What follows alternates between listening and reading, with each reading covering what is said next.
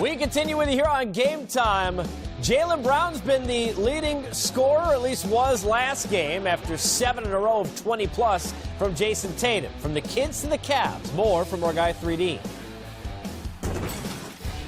Coach, you've been there here before.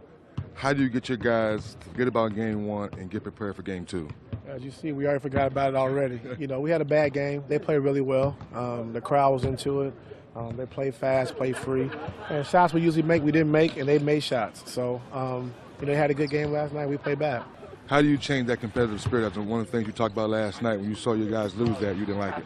Well, I just think, you know, when we're not making shots, we still got to defend. And I think that's what hurt us. I think missing shots early kind of carried over to our defense, and we allowed them to score too easy. I think in the first half we were a little soft, and I mentioned after the game yesterday, just letting a few of their guys just get open looks and get a good feel, and they've been playing extremely well throughout these playoffs. A number of players have been stepping up for them, and you know, we just need to be better at I think really forcing issues is the wrong thing to say on the defensive end, but making them feel us and you know, just being better. I know LeBron likes to get downhill, but it looks like Brad Stevens had built the wall and he couldn't find no driving lanes there in the second half. I thought he had driving lanes. I thought he wasn't aggressive as he usually is. I thought they did a good job of switching smaller guys onto him. When he had the advantage, they came in double team. So we got to either make shots on the backside, or we got to put it down and drive and get to the basket. I mean, usually when LeBron has these kind of games, the next game he does something legendary. But at the same time, you know, we can't rely on that. We got our job to do as other players. We got to be able to help him and be effective. The more effective we are, the more it opens up for him.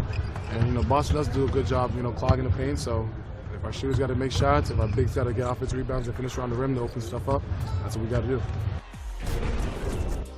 Whether or not you lose by 30 or by 3, it's only one game. But LeBron, he's had trouble at times in that one game to start series. Not the first time. He likes to get better. He's like a fine wine. Gets better as the series goes on. Is trouble 21-11-9? Well, he had 7 turnovers yesterday. Only scored 38% from the field is trouble. Let me ask you about this, and Smitty, I'll start with you.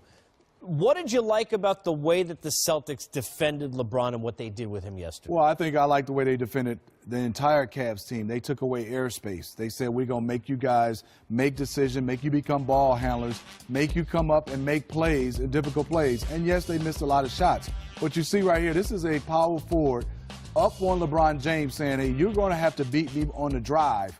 And, yes, can LeBron do that? Absolutely.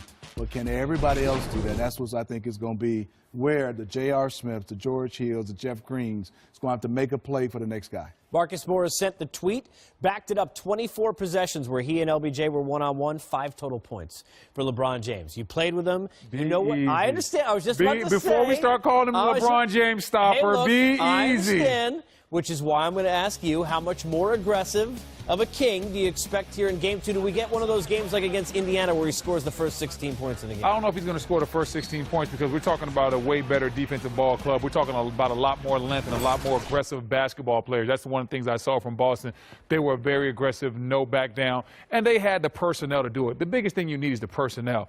Toronto, the Pacers, they didn't have the personnel. Boston has the personnel. But I do think we will see an aggressive LeBron James. I think he's going to come out here, have his imprint all over this game. He hears the talk about Morris being the LeBron stopper, and he knows he had a bad game.